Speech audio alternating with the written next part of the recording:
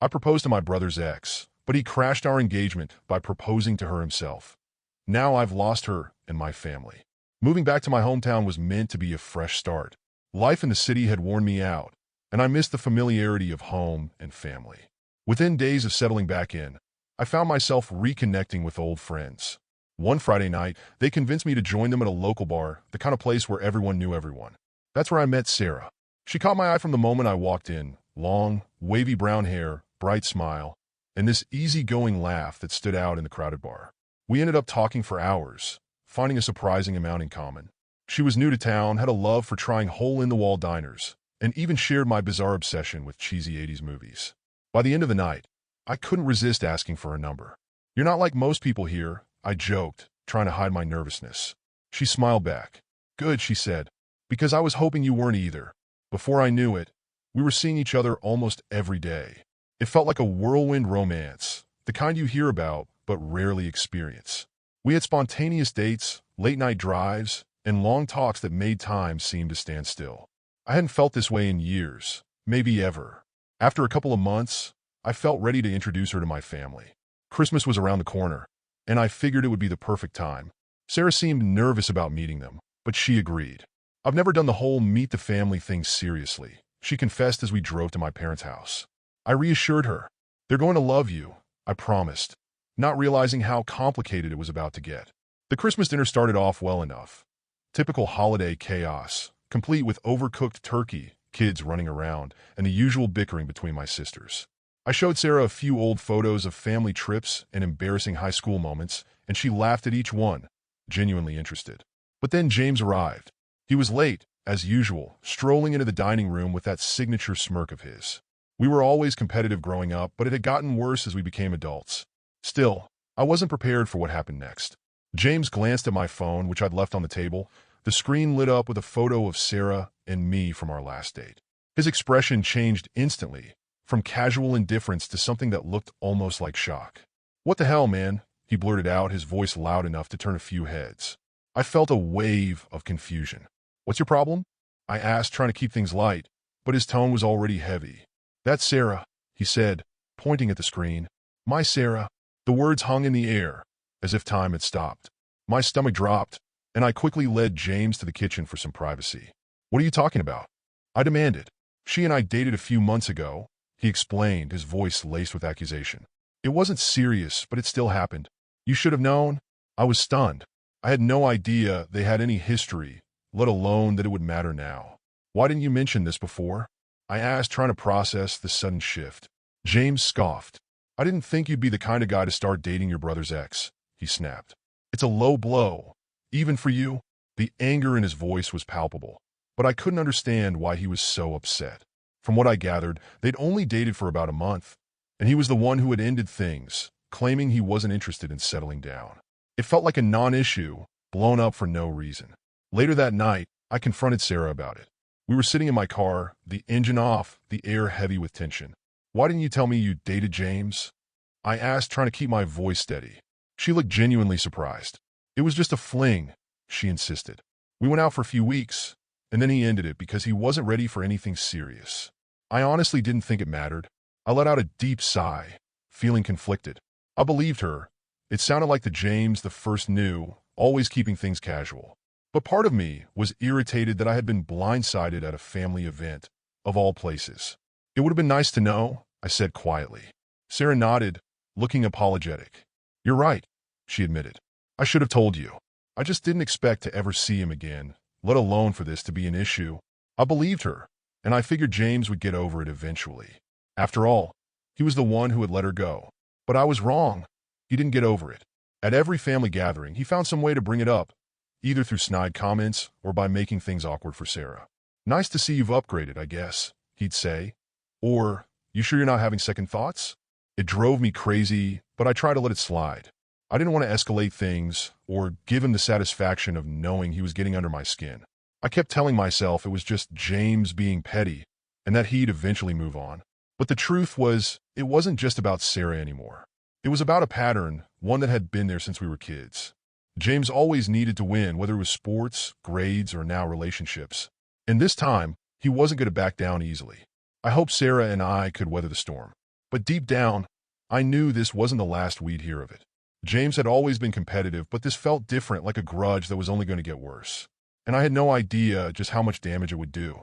The weeks after the Christmas disaster were rough, but eventually, things started to calm down. I made it clear to James that his behavior wasn't welcome, and he seemed to back off, at least on the surface. There were fewer snide comments, fewer dramatic eye rolls whenever Sarah was around.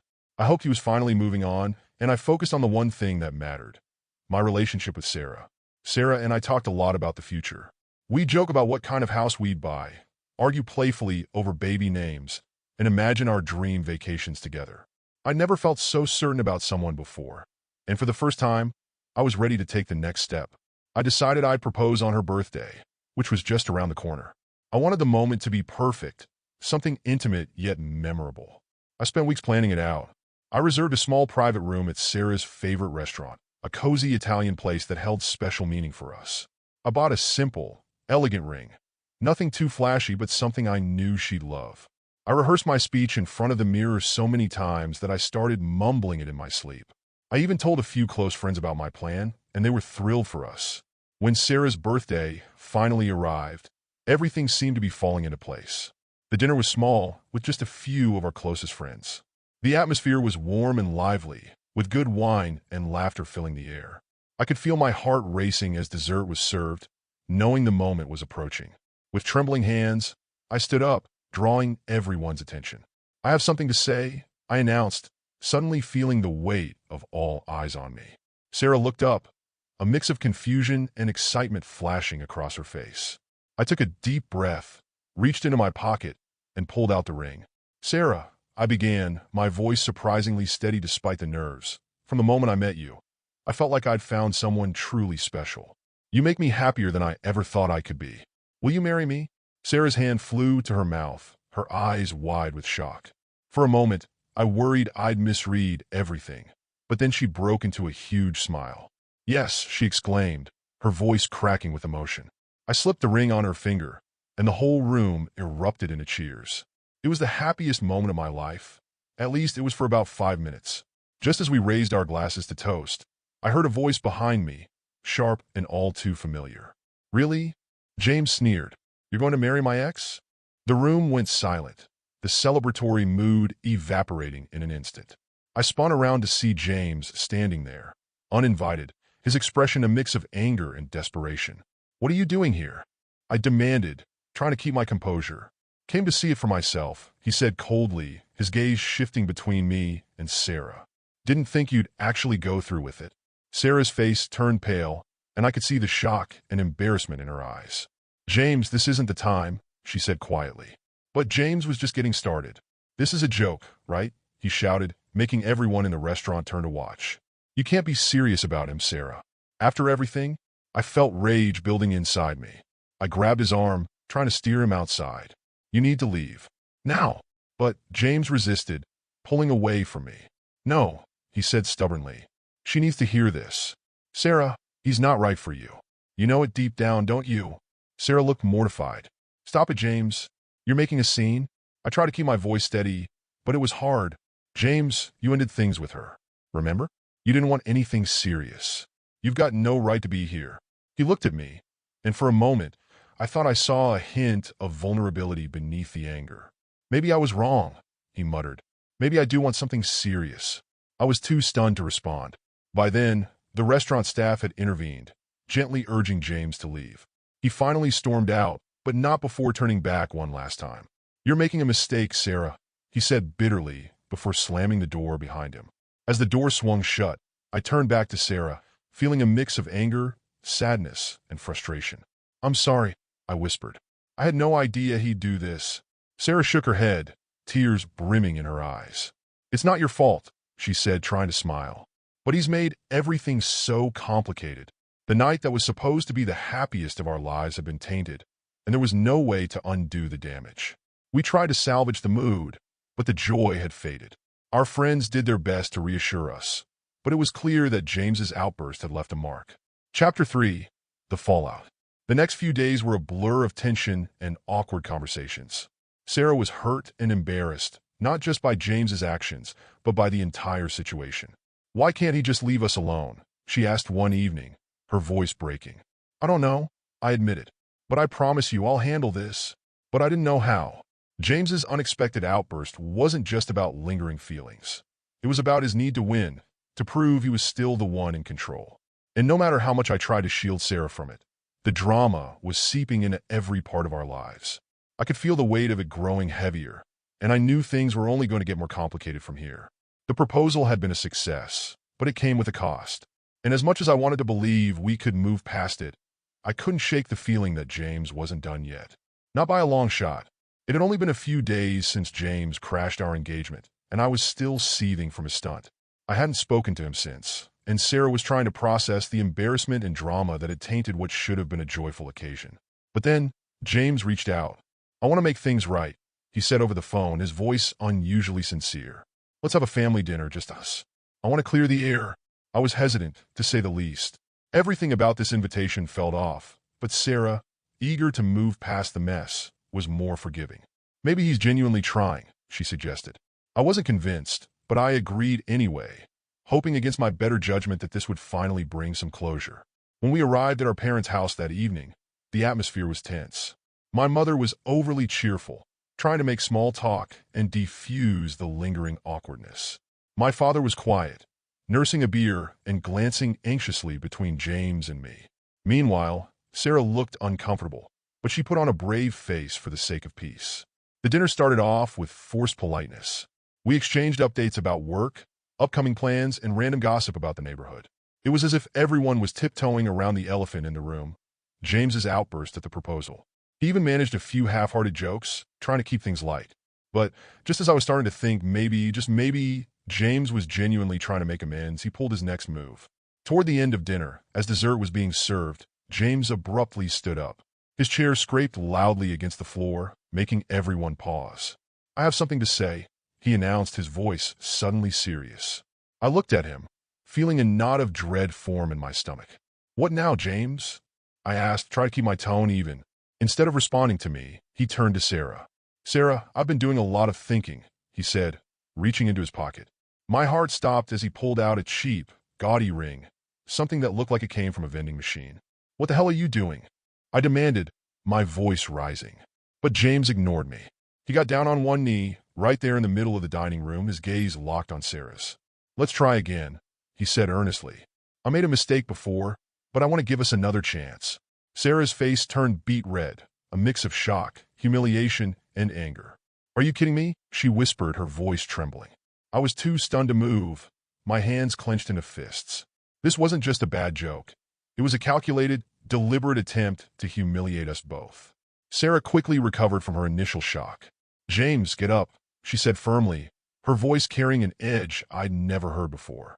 This is beyond inappropriate. But James wasn't done. I needed to be sure, he said, standing up slowly, the ring still in his hand. I needed to know if you were really over me. The room fell into a stunned silence, and I could feel the rage building inside me.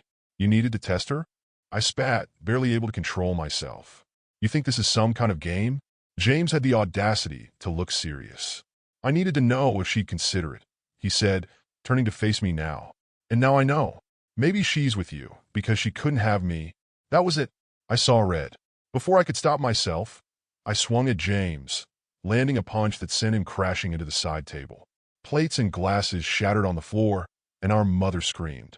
Stop it, she shouted, rushing between us as James tried to get up, dazed and bleeding from his lip. Are you out of your mind? I yelled, trying to lunge at him again, but my father grabbed me, holding me back. This isn't about Sarah. This is about you not being able to stand losing, isn't it? James wiped the blood from his mouth, his eyes filled with a mix of anger and something darker, triumph. Maybe it is, he admitted, his voice low, but I had to know where she really stood. My mother, tears streaming down her face, tried to make sense of it all. James, how could you do this? She sobbed. This was supposed to be a chance to fix things. Sarah was crying by now, overwhelmed by the chaos. I'm done, she choked out, grabbing her coat. I can't do this anymore. I followed her, feeling a mix of guilt, anger, and helplessness. As we got into the car, she turned to me, her eyes filled with frustration and pain. This is too much, she said, her voice breaking. He's trying to tear us apart. and I don't know how much more I can take. I try to reach for her hand, but she pulled away. We'll get through this, I insisted. I won't let him ruin what we have. But she shook her head, tears still streaming down her face. I'm not sure we can, she whispered. Every time I try to move forward, he drags me back. After that disastrous dinner, everything between Sarah and me changed. The playful banter and lighthearted talks we used to have were replaced by awkward silences and tense exchanges. The embarrassment of James's stunt weighed heavily on her, and I could see it in the way she avoided eye contact whenever we talked about the wedding. The worst part? James's stunt had done exactly what he intended. It planted a seed of doubt in my mind. I hated that I was even questioning Sarah's feelings. I knew it was irrational, but I couldn't shake the feeling that maybe there was some unfinished business between her and James. Every time I replayed the dinner in my head, I wondered if Sarah's shock that night had been mixed with something else. Regret? Confusion? I didn't know, but the uncertainty was eating away at me. But as hard as things were between Sarah and me, my family was making them 10 times worse. My mother, in particular, was relentless. She refused to accept the idea of a wedding without James, despite everything that had happened. She cornered me one afternoon while I was visiting, her voice a mix of frustration and pleading. He's your brother, she insisted, as if that alone was supposed to make everything right. You can't cut him out of the wedding over a woman. It's not just over a woman, Mom. I shot back, trying to keep my temper in check. He's crossed the line repeatedly. He's done nothing but humiliate us both. But he's family, she argued. And family makes mistakes. You need to let it go before it's too late. Let it go, I repeated, incredulous. He publicly proposed to Sarah just to mess with us. That's not a mistake, that's sabotage. My mother just shook her head, looking disappointed. You're being petty, she said quietly. And you're letting this woman come between you and your brother. It wasn't just my mother. My sisters had also made it clear whose side they were on. At a family gathering, I overheard them talking about Sarah, voices low but filled with judgment. She's probably doing this to get back at James, my sister Karen whispered. It's obvious she's not really into him. The words cut deep, even though I tried to act like I hadn't heard them. The more my family sided with James, the more isolated I felt. I was constantly defending my relationship, my decisions, and even Sarah's character, and it was exhausting. Sarah wasn't oblivious to any of this. She could sense the tension and the silent accusations whenever we were around my family. One night, after a particularly awkward dinner at my parents' house, she broke down. I can't do this anymore, she said, tears welling up in her eyes. It feels like your entire family hates me. I know they blame me for everything, and I can't change their minds. I tried to pull her into a hug, but she stepped back, her voice filled with exhaustion. Do you even believe me? She asked suddenly. Or has James gotten into your head too? The question caught me off guard. I wanted to immediately say yes, to tell her that I trusted her completely, but the hesitation in my voice was enough to break her. I said quietly. But this situation has made it really hard. She let out a bitter laugh. So, you don't trust me? Not really. It's not that simple, Sarah, I tried to explain. Everything James has done, everything he said, it's hard to ignore. Sarah's expression hardened, and I could see the pain in her eyes. Then maybe you should be marrying your brother instead of me, she said, her voice dripping with sarcasm. The comment stung, but I couldn't even be mad. I understood where it was coming from, and I hated that I had let James create this rift between us. I reached for her hand again, more desperate this time. I love you, I said. I don't want to lose you over this. Sarah's tears began to flow again, and she finally allowed me to hold her. I love you too, she whispered. But your family, James, it's suffocating. I wished I had the perfect words to fix everything, to convince her that we could get through this. But deep down, I felt helpless. The pressure was relentless, both from my family and from the doubts that James had instilled in both of us. The days that followed were no better. The wedding plan stalled, and Sarah became more withdrawn. We used to spend weekends discussing venue options and guest lists, but now, we barely mentioned the wedding at all. I could see Sarah pulling away, and it terrified me. To make matters worse, my mother kept insisting on meeting with me to discuss things. I reluctantly agreed to one of her infamous heart-to-hearts over coffee. She wasted no time getting to the point. You're making a mistake, she said bluntly. Sarah's not the one for you. She's causing too much conflict. James is causing the conflict, I retorted. Sarah's just trying to deal with it. But my mother shook her head. She's not worth losing your brother over. You've known James your whole life. You've known her for a year. Think about that. Her words echoed in my mind long after our conversation ended. I hated how much they made sense, even though I knew deep down that James was the problem, not Sarah. I wanted to believe that love was enough, that Sarah and I could overcome this nightmare. But every time I tried to reassure her, it felt like I was trying to convince myself, too. It was the last place I wanted to be. I had promised Sarah that we'd cut back on family gatherings, at least until things settled. But my mother's persistent calls, filled with guilt-tripping and pleas for just one family dinner, wore me down. I finally agreed, hoping it wouldn't be the disaster I feared. Sarah, reluctant but supportive, came along, trying to keep the peace.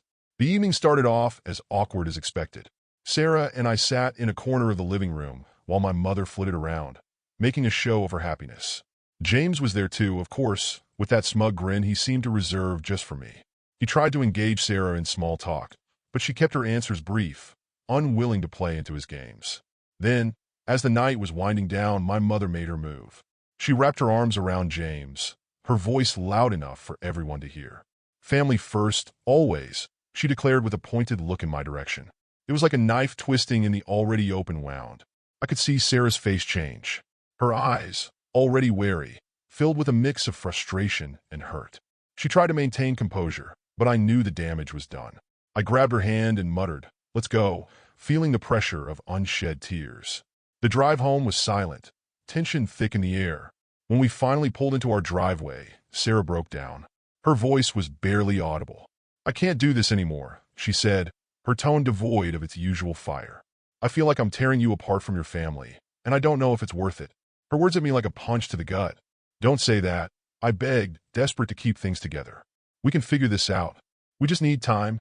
She shook her head slowly, tears streaming down her face. "Your family will never accept me. No matter what I do, I'll always be the villain in their eyes. And I can't keep fighting that." I wanted to argue, to promise her that things would get better. But I knew how hollow those words sounded. I'd been telling myself the same thing for months, and the situation had only gotten worse. "Sarah, please," I tried again, my voice breaking. "I love you. We can make this work." But Sarah looked at me with a mix of exhaustion and resignation.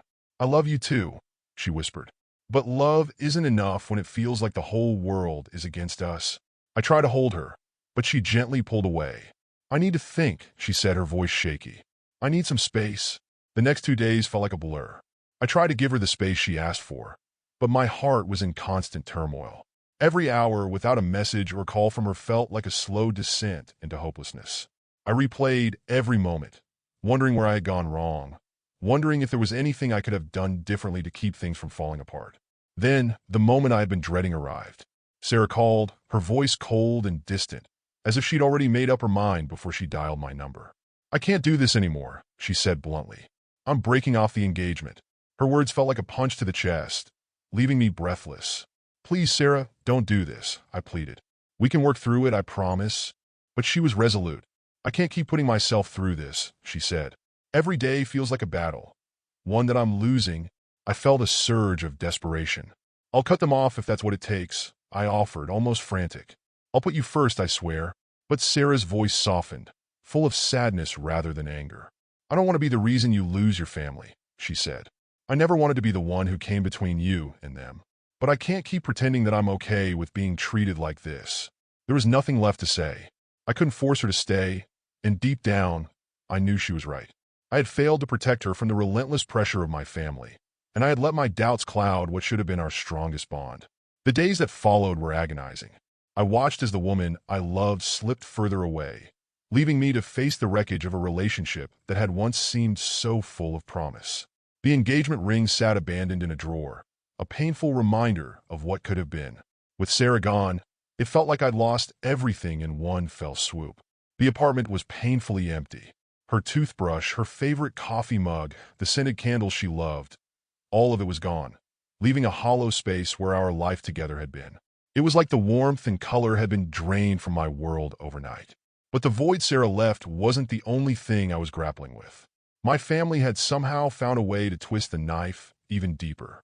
My mother's calls came frequently, each one packed with a mixture of guilt-tripping and unsolicited advice. "You chose her over your family, and look where it got you," she'd say, her voice dripping with both pity and judgment. "You need to focus on the people who've always been here for you," she'd insist. Family is forever. Fleeting love isn't. I felt a surge of anger every time she said that. What hurt the most was that it wasn't just my mother who felt this way. My sister shared her perspective.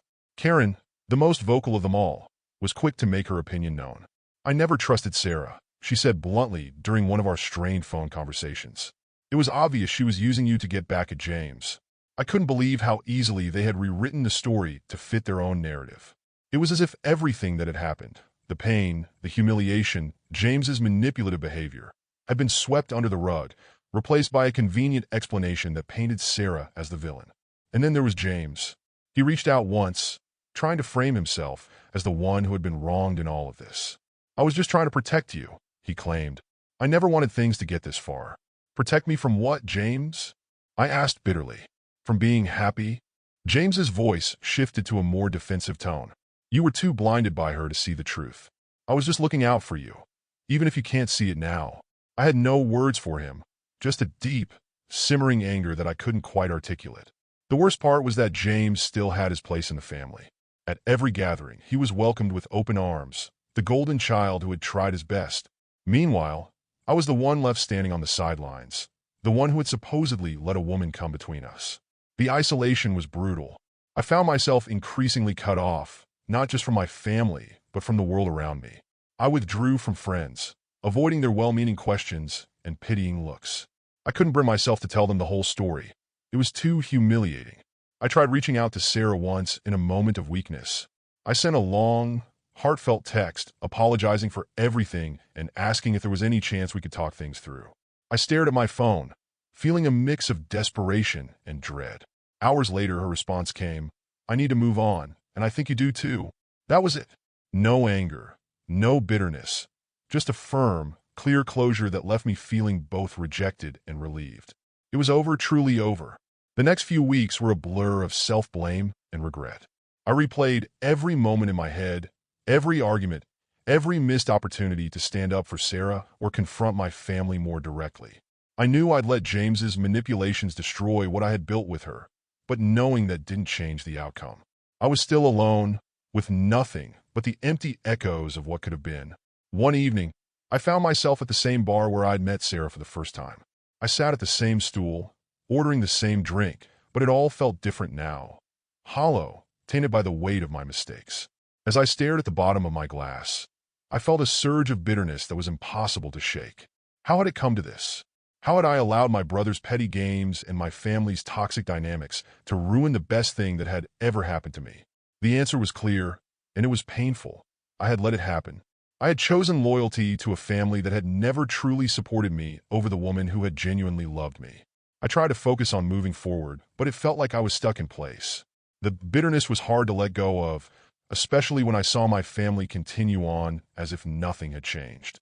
At gatherings, James was still the center of attention, making jokes and telling stories like the star of the show. And I was just there, the guy who had lost both his fiancée and his family's respect. The loneliness became unbearable at times. I'd wake up in the middle of the night, reaching for Sarah's side of the bed before realizing she wasn't there. It was the kind of pain that didn't fade easily, the kind that settled deep into your bones. I thought about leaving town again, starting over somewhere far away from the memories that haunted me. But part of me didn't want to give my family, or James, the satisfaction of thinking they'd driven me out. I wanted to stay, to rebuild my life on my own terms, even if it felt impossible right now. But the worst part? Knowing that I had no one to blame but myself.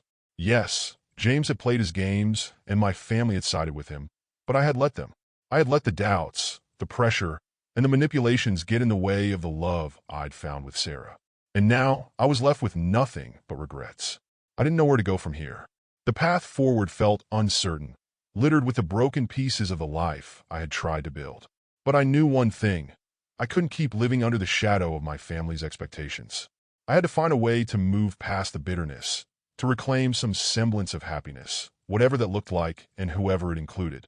I took a deep breath and ordered another drink, hoping that maybe, someday, I'd find the strength to start over.